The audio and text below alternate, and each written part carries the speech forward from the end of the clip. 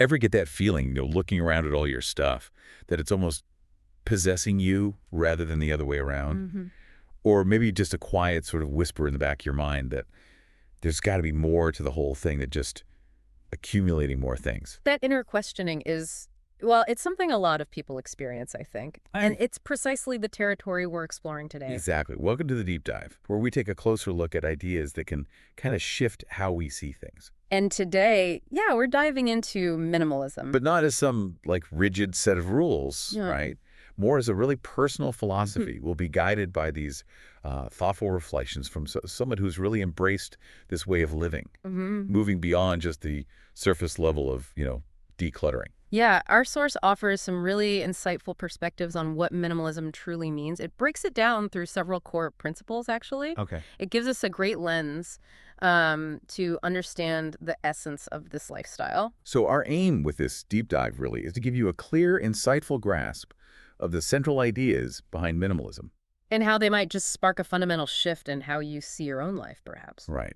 Okay, let's get into it then. The author starts by tackling what seems like a simple question. What exactly is minimalism? Yeah. Their initial answer is pretty straightforward, owning fewer possessions. Yeah.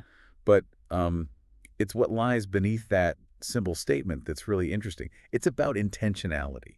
That's such a key distinction, isn't it? It's not about just, randomly discarding items. It's a very conscious decision. Right. As the source highlights, minimalist living is about deliberately choosing to live with only what you truly need, the things that actively support your values and your purpose. So it's like creating a filter. Exactly. A filter to cut out the excess and focus on what genuinely holds meaning for you. And this intentionality, the author points out, it's not a one-size-fits-all concept, right? Not at all. It demands some real self-reflection. Like, what are you actively trying to cultivate in your life? More time, maybe. Yeah. Stronger relationships, creative pursuits. Mm-hmm. And crucially, what are the physical or even, mental possessions that are inadvertently hindering that growth, Yeah. blocking that path? Yeah, it makes sense. Precisely. And this naturally leads us to the next big idea, which is being free from the passion to possess. Ah, okay. The author directly challenges this pervasive cultural narrative that kind of equates happiness with acquiring more and more stuff. Yeah, that idea that fulfillment can be bought. It's presented as a fundamental misconception, isn't it? Completely. Yeah. It's like we're all sort of encouraged to be on this never-ending consumer cycle. Always chasing the next purchase, thinking this next thing will finally bring lasting contentment. But the author suggests that minimalism offers a way out of that loop, a real exit ramp. Well, it's about having the courage, maybe, to seek fulfillment in things that truly nourish us, our connections with others, meaningful experiences, our own well-being, soul care, as the source puts it. Not just more things. Not just more things. And what's interesting here is the fundamental shift in perspective it encourages. Okay. Instead of constantly yearning for more, minimalism invites us to really see and appreciate what we already have. Fostering gratitude. Yes, exactly. Fostering a sense of gratitude. And that shift alone can be incredibly freeing, can't it? Absolutely. And that connects directly, I think, to the next idea. Mm. Freedom from modern mania. Oh, yes, modern mania. I think we can all recognize that feeling, right? Yeah. Being constantly pulled in a million directions, just overwhelmed by the sheer speed and demands of modern life. The source paints a really vivid picture of this relentless pace. Yeah. Longer work hours, increasing debt, the pressure to constantly multitask. Without ever feeling truly present. Right. Always digitally connected, but often feeling maybe isolated in our real-world interactions. Yeah. That's a paradox, isn't it? It really is. And the argument here is that minimalism offers a deliberate opportunity to just step back from that frantic energy. To consciously choose. To consciously choose to keep only what's essential. Yeah.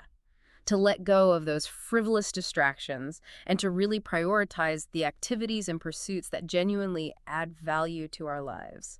It's almost like hitting the pause button on the chaos. That's a great way to put it. Yeah. If we link this to a broader perspective, it's really about reclaiming our most precious and finite resources, our time and our attention.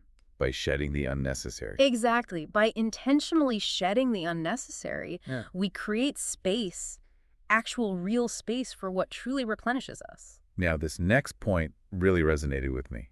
Freedom from duplicity. Ah, yes. Duplicity. Interesting concept. The author proposes that many of us, maybe without even realizing it, end up living somewhat fragmented lives, How so? like presenting different versions of ourselves depending on the context, how we act around family versus colleagues or, different groups of acquaintances. Okay, I see. This constant need to sort of manage different external images. Yeah, and that can be mentally and emotionally draining, right? It can potentially lead to a sense of inner disconnect. Sure. So the source contrasts this with what? With the sense of wholeness and consistency that comes with a simpler life. One that remains, and I like this phrase, completely transferable no matter the situation. Ah, so it's about authenticity. Exactly. It's about striving for a life where your actions and values are aligned across all areas, a life built on honesty and transparency.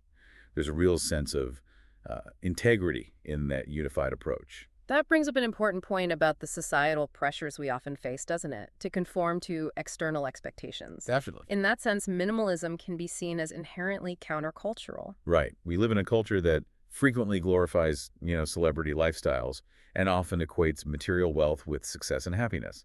That's the narrative we often see amplified everywhere. Yeah, it's hard to miss. But the author points out that individuals living simple lives, while they might not be on magazine covers, often possess a certain quiet strength and, well, authenticity. It's fascinating, that almost instinctive feeling we sometimes have when we encounter someone genuinely living a simple life. What feeling is that? That subtle questioning of our own, often relentless pursuit of more. It's like a quiet challenge to the dominant cultural script. A little nudge saying, hey, maybe you've been chasing the wrong things. Huh. That's powerful. And that leads us to a really crucial distinction the author makes. Okay. Minimalism isn't solely about the external act of decluttering. It's fundamentally an internal shift. Right, not just the stuff. Exactly. The author mentions their earlier work, Simplify, which focused more on those outward principles, the practical side.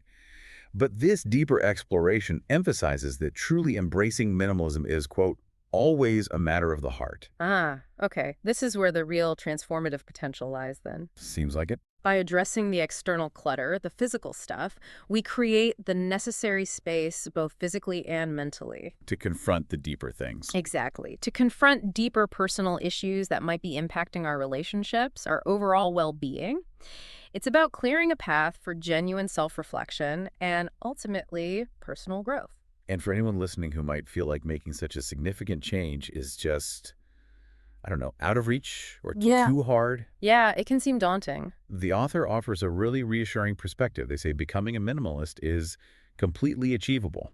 It's good to hear. Yeah, they even share their own family's experience, describing them as just a typical family that successfully embraced this way of living. That real-world example is so valuable, isn't it? Yeah. It highlights that simple living isn't some abstract ideal reserved for, like, monks on a mountaintop. Right. It's a practical and adaptable approach that anyone can adopt. And the source wisely notes that what simple living looks like will be unique to each person. There's no single right way. Which brings us neatly to the author's concluding thought, really, And what's that?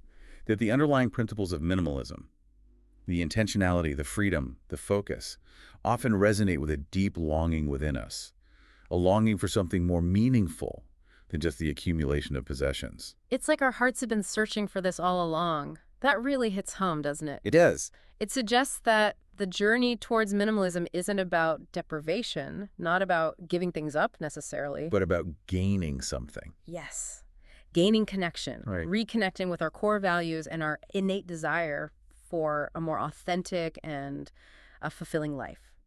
So to kind of bring it all together, minimalism at its heart, it's a very intentional way of living, right? Intentional and ultimately freeing. Yeah, freeing, prioritizing what genuinely matters to you. Mm. It's definitely about far more than just owning less stuff. It's about consciously choosing to gain more life. More life, I like that. More time, more energy, more meaningful connections. Which, thinking about it, prompts an important question for you listening.